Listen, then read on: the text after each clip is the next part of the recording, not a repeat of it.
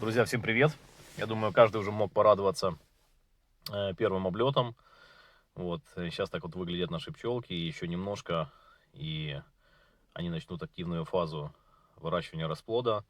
Некоторые семьи уже начали выращивать, некоторые еще не выращивают, но они будут, им нужно сейчас будет скоро очень много белкового корма. Самым лучшим белковым кормом является для них пыльца, вот, хотя можно и применять разные другие добавки, вот, такие как соя. Но я считаю, что то, что есть в природе, это самое лучшее. Вот, не всегда есть первые пыльценосы, не в всех районах, не каждый живет возле леса. Вот, когда цветет орешник там, или еще, может быть, какие-то лесные ранние цветы, вот, и пчелкам приходится давать какие-то заменители. Ну, к примеру, такой, как мы сейчас видим, соя, соевая мука, которая используется для пчел. Многие ее используют, но я думаю, что никогда соя не сможет заменить натуральную пыльцу. И вот в прошлом году я попробовал сделать кое-что.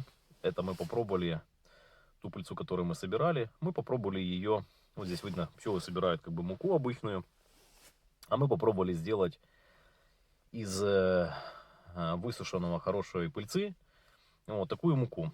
Сейчас нам немножко дальше будет видно. Вот до первых пыльценосов еще далековато нам. Вот такие как незабудки, там ели или видно где-то вот они начинают пробиваться. Вот, но нам еще, я думаю, до них недельки полторы-две.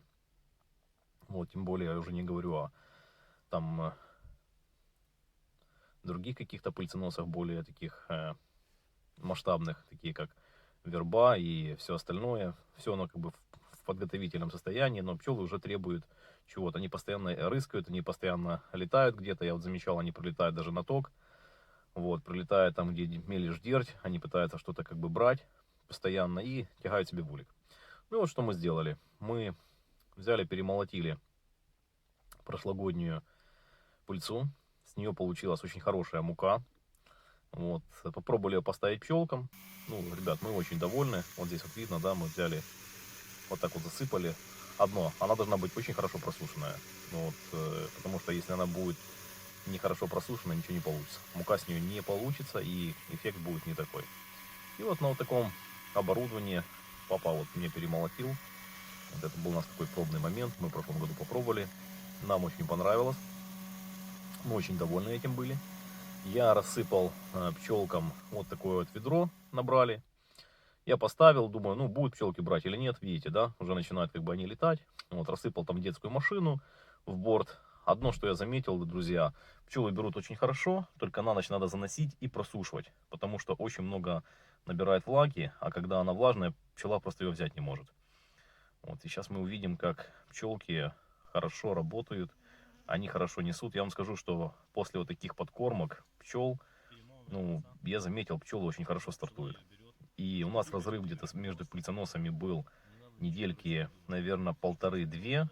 То за эти полторы-две недельки мы дали пчелкам возможность не потерять это время, и они уже имели для себя пыльцу. То есть они ее заносили, перерабатывали, кормили личинку, набирали уже силу. Ну, а 2 недели весной, друзья, это очень много. Видно, да, вот это только начало, там были другие моменты, где пчел было еще побольше.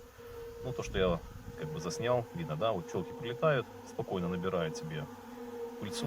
Я считаю, что это самое лучшее, что может быть для них, потому что это природное, вот, и оно используется по назначению. Я думаю, такие личинки, которые выращены на натуральном корме, они более сильные. Вот. Мы не заносим ничего неестественного в улей.